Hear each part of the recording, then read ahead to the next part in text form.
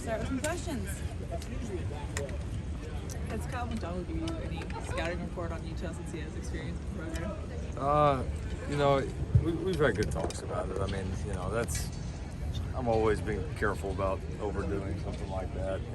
It's people change and adapt from year to year. I mean, if somebody that maybe was in, with us at the previous spot last year wouldn't understand some of the differences now. So I think more the focus for us, kind of like the questions a few weeks ago with Eric Gentry before we played Arizona State, is trying to stay focused on us, trying to stay focused on executing what we do well. That's way more important, especially against a really good football team. What's the preparation? You prepped with crowd noise and everything headed into Oregon State. What's the preposition like going into this week? Yeah, it'll be a fun atmosphere. We need to operate a little bit more clean. That'll be important for us. We think we'll be ready to do that. But obviously, it'll be important to the game. It's part of playing great road football. There's different dynamics that you have to handle well, and we need to handle it well this week. What can a young running back like Rayleigh Brown learn from watching Travis Dye?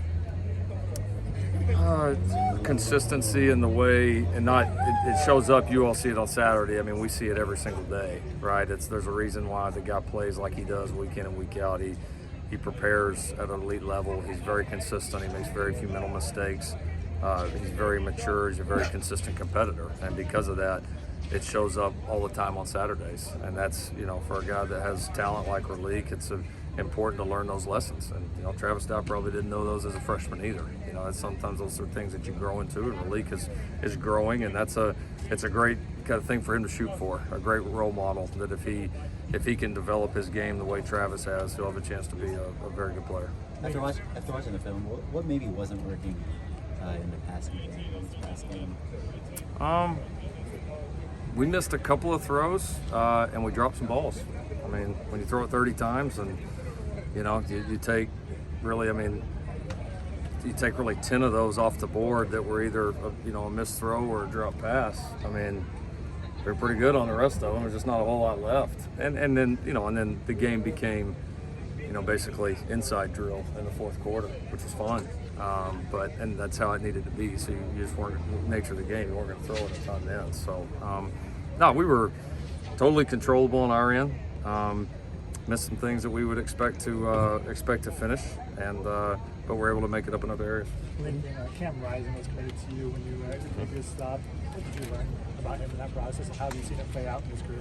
Yeah, he's a cool kid. It was good to be able to reconnect with him. It had been a while. Reconnect with him at the Pac-12 Media Days. Yeah, he's a neat kid. He's got a great family. It's been cool to see. He bounced around obviously a little bit, and he's obviously found a tremendous home. And it seems like he's really been a great fit there for the team and what they've done offensively, and he's run it very well. And then you can see this year just his evolution, right? He's more experienced. They're doing more things, I think, through him, which is no surprise. Running the ball well, throwing it well. I mean, that's why I recruited him coming out. I thought he's a really good player, and he's been a very good player. I'm obviously not on the same side with him this week, but I'm excited for his career, how it's gone, and how it'll go after this. When Bobby was out last week, Mason came in and said, "What was the decision?" I just felt like it was the right decision at that point. We've got some guys that have been practicing well. We've got some tough decisions to make there. We felt like it was, in that situation, was the right time to make Mason a shot. Pass rush was kind of a question heading into the season. You guys now lead the nation in sacks. What's kind of worked with that group? Good team defense. I think the fronts, obviously, they brought into the notion that if we're not in the backfield, we're not playing the way that we want to play. So we've been able to get some production from multiple people. It certainly hasn't just been Thule's obviously been a force for us, but it hasn't been just Thule.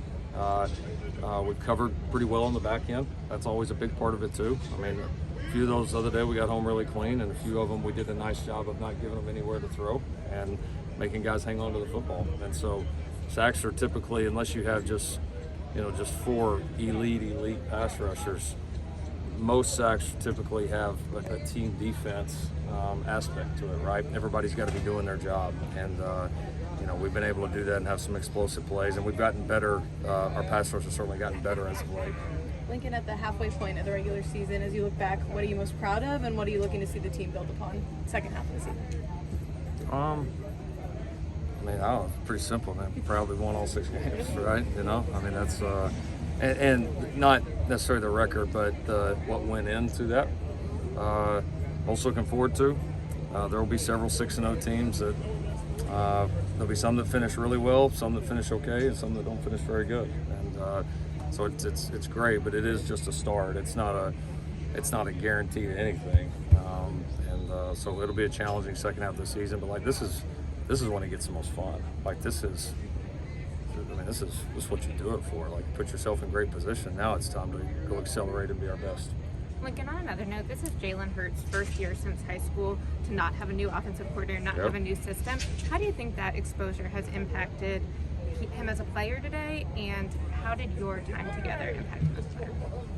Well, you're right on that point. I told every NFL team that came through that you know, the positives and negatives, and a lot of every question from every team was, how do you project this guy? And I told them all, I said, I think he's going to be a really good player. He's got a pro mentality, but I said I don't know where his ceiling is because at that point it was five straight years of new offensive coordinators. I think we were 5, you know, and then he's had a couple up there. So I mean, it's I told somebody if he ever gets some continuity in the system, watch out.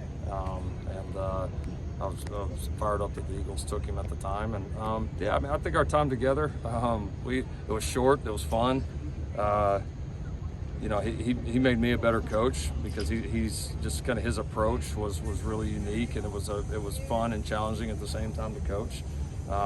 He'd probably say the same thing about his experience with us. I think maybe more than anything, we got him to loosen up a little bit, got him to relax. He was, you know, Jalen's a pretty, you know, pretty serious, at times stoic guy, and then, you know, coming out of the program that he did, you know, there's you know, that there's a little bit different approach, and obviously super successful on both accounts. But yeah, I think kind of allowed him to be able to relax and enjoy, play the game maybe a little bit more free flowing.